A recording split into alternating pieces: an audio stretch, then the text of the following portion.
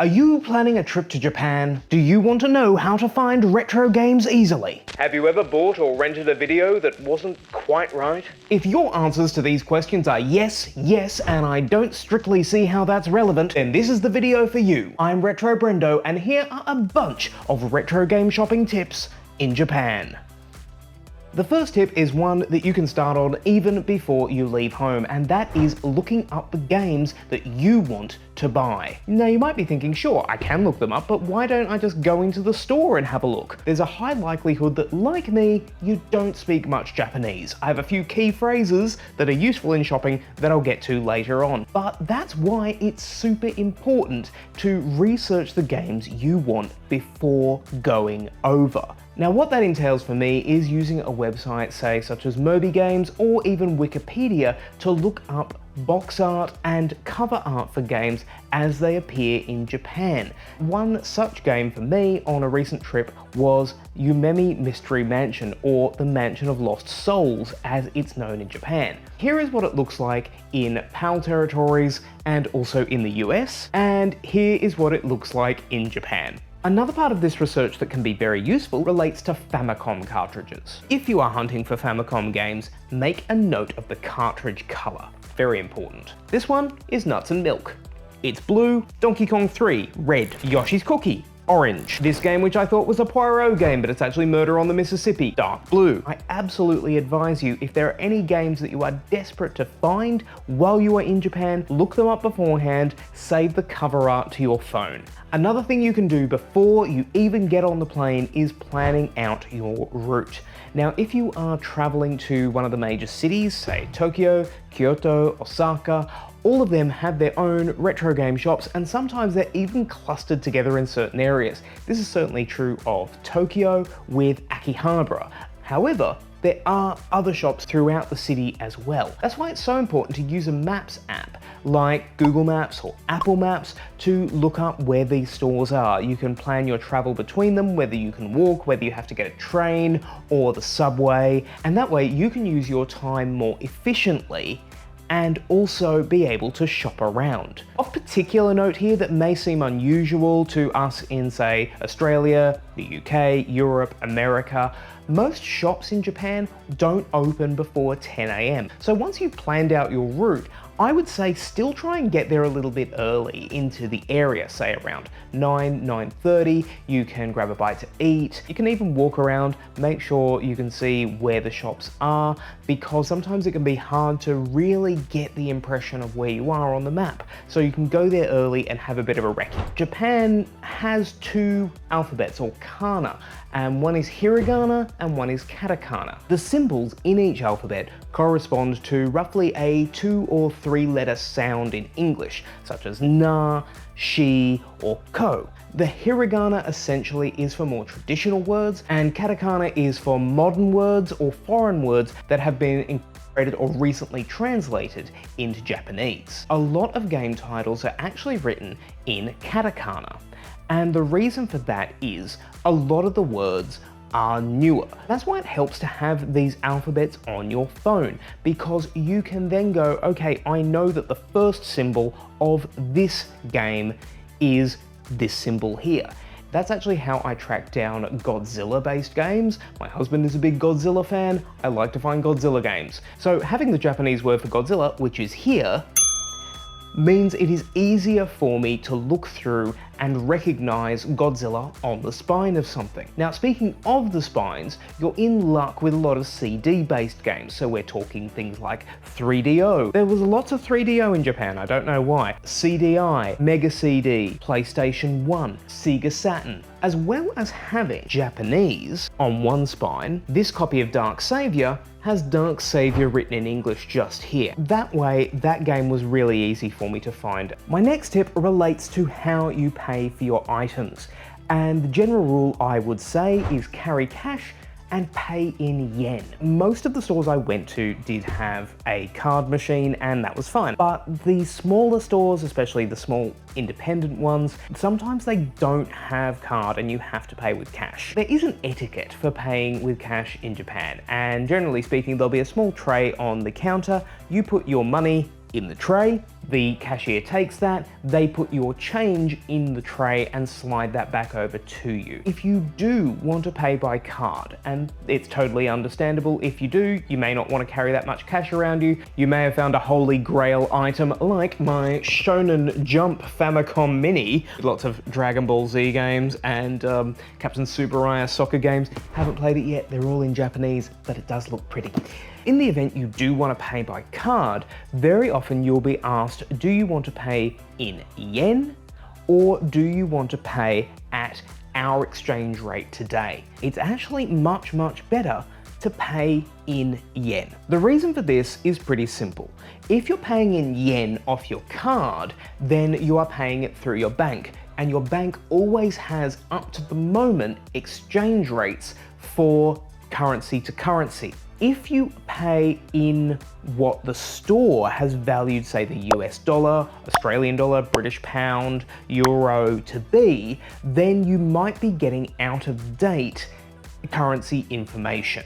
There are times when that exchange rate may be more favorable if there has been a big dip or a big rise in the exchange rate while you've been away from your hotel. However, generally speaking, it is better to pay in your own currency, and any fee that your bank puts on there is offset by this better exchange rate. But of course, check with your own bank before you leave whether you have any sort of percentage fee based on foreign exchanges. My next tip is another point of etiquette, and this relates to what it is like just generally shopping in Japan. Now, I don't know about where you are, but here in Australia, shopping malls can be really loud places. However, in Japan, generally speaking, shops are quite quiet. They're not completely silent, of course, but you don't have people having loud conversations. You don't have people shouting at each other across the store to find one another. I'd say it's a bit like the rules of a library. You can certainly have a conversation, but keep the volume to a bare minimum. It's just about showing respect in the space you're in. And to be honest, I found the process of shopping in Japan a lot more relaxed than I do shopping here. Our next tip sort of relates to the etiquette of being quiet, but it's more to do with the space in the store. And you'll find in these retro game stores that space is at a premium. And especially if you look at somewhere like Super Potato, which is one of the better known retro game stores, you'll find that the aisles are very narrow indeed. And as such, it can be hard to look for what you want. But people just generally had a way of making space for each other without just moving on before they'd finished looking at something. You might have a wall, an absolute wall of Famicom cartridges in front of you, and you want to look for a game that you are particularly after. Oh, I want to find all the Disney games, or all the Mario games, or all the Mega Man games. Remember, he's Rockman in Japan, so, you know, again, translations. Look as quickly as you can, but just remember, everyone is there to look as well. If you have to take 2 minutes in front of a section of wall to look through all the carts there, people are going to understand that, and they can go look at another section of the store. Similarly, if someone's standing where you want to look, go look at something else for a couple of minutes and come back. I found that I could do, say, a lap of the floor, and by the time I got back, the space was free for me to look at what I wanted to look at. My next tip is another one about language, and that is using a translation app. You may not have mobile data activated on your phone, but most translation apps, such as Google Translate, will allow you to download a language pack to your phone before you leave your hotel. You will find, especially in the cities in Japan, a lot of people who work in shops do have some degree of English and maybe some European languages as well. However, I find it courteous to try and learn a few key phrases. I am not a Japanese speaker by any means. I failed Japanese in high school. Just be aware my pronunciation may be off, and I apologize to any viewers who are Japanese or speak proper Japanese. Now, of course, greetings. There is the sort of formal hello in Japanese, which is konnichiwa, konbanwa in the evening. However, the word hi or hello has also sort of permeated, so you can just open with a hi, that's fine. Another polite way to open is to say excuse me, and in Japanese that is sumimasen, and that is a way of sort of saying, oh, excuse me, could I have your attention please? Now, a useful phrase to follow that up with is Yep, that's me. You're probably wondering why I'm using this old holes meme format. Well, I stuffed up 2 of the translations in this section, so here's my first correction. The phrase I want to say is Anata wa eigo hanashimasu ka? Which is roughly, do you speak English? And quite often they will say, oh, only a little bit, and then actually they will have quite a lot. You can't necessarily ask every detail about a game. Does this have stereo sound? Is this going to work on my American system? Let me know if that kind of compatibility information is something you're more interested in learning about, and I can make a video on that as well, and also converters you might need to play these Japanese games in your home country. A very useful phrase to have if you have saved images or titles on your phone is Whoops, another correction. What I want to say here is kore aremasen ka? Do you have this? And now just a few rapid fire ones. Hi, you're probably all familiar with, is yes. What you may not know is that no is iie. You also have arigato and arigato gozaimasu. What is the difference between those two? Well, one is thanks, casual, and one is thank you very much, more formal. Now, another phrase that you might find particularly useful, and this leads us into our next topic, is koko wa menzai ten desu ka? Is this a tax-free shop? Now, most of us will be familiar in our home countries of the idea of a tax on goods. In Japan, it varies between 8 and 10%. If you are just visiting Japan, then you are entitled to a tax rebate on certain purchases. Now, the idea is these purchases are not consumable and not to be used within Japan. Now, in order to take advantage of this tax rebate, you need to have your passport with you to prove that you are just a visitor to the country. And you also need to make sure that the store in question is actually part of the tax-free shopping network, if you like. Not all stores are. Notably, for instance, Super Potato, one of the biggest retro game shops in Japan, is not a tax-free shop. However, Suragaya and Mandarake, who are more general purpose shops that have retro gaming sections, do have a tax-free shopping option. And here's how it generally works. In a single day, you have to have purchased at least 5,500 yen, which is about this much in American dollars.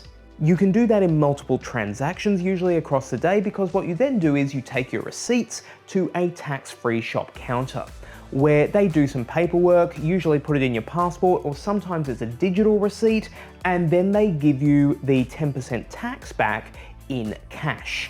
You want to keep a hold of that receipt because technically customs can ask you to look at it on the way out of the country.